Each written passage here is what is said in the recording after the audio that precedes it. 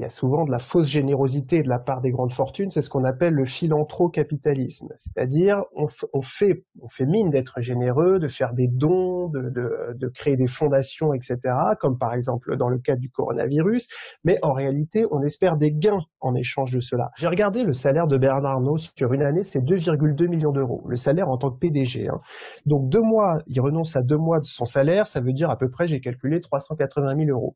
Mais est-ce que vous savez que dans le même temps, le 9 juillet, Bernard Arnault et sa famille, qui sont actionnaires du groupe LVMH à hauteur de 47%, ont touché 524 millions d'euros de dividendes.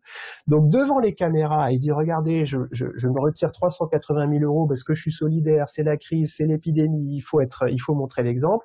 Et derrière, très secrètement, ni vu ni connu, il empoche un demi-milliard d'euros. Donc là, je crois qu'il y a que les gogos qui seront dupes de la petite manipulation de Monsieur Arnault. Et franchement, si le foutage de gueule n'existait pas, il l'aurait inventé. Donc en fait, c'est comme si les dividendes aux actionnaires étaient payés par nous, les contribuables des classes moyennes, des classes populaires, des classes moyennes.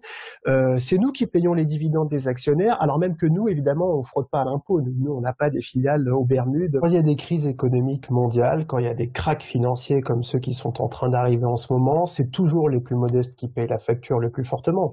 Toute l'histoire économique le montre, que ce soit la crise de 29, que ce soit la crise de 2008, qui est pas si vieille que ça, eh bien, à chaque fois, ça se traduit par des millions de nouveaux chômeurs et un appauvrissement de ceux qui sont en bas de l'échelle. Je pense qu'il faut rétablir l'impôt sur la fortune, absolument, ça c'est très important. Je pense qu'il faut prévoir une solidarité beaucoup plus forte des grandes fortunes et surtout, il faut pas que ce soit les grandes fortunes qui choisissent, qui se donnent une image de belle âme, encore une fois, et de fausse générosité en disant « moi, je vais participer ». Non, il faut que ce soit l'impôt, c'est-à-dire l'impôt, l'énorme avantage de l'impôt par rapport à la générosité privée des grands capitalistes, c'est que c'est décidé démocratiquement, c'est-à-dire que c'est nous qui votons pour des gouvernements qui décident où ils mettent l'argent, tandis que le riche décide tout seul aujourd'hui, il décide tout seul s'il veut bien ou s'il ne veut pas, s'il veut créer une fondation, etc. Et ça, c'est très grave parce qu'on n'a pas, du coup, on n'a pas la main sur l'argent.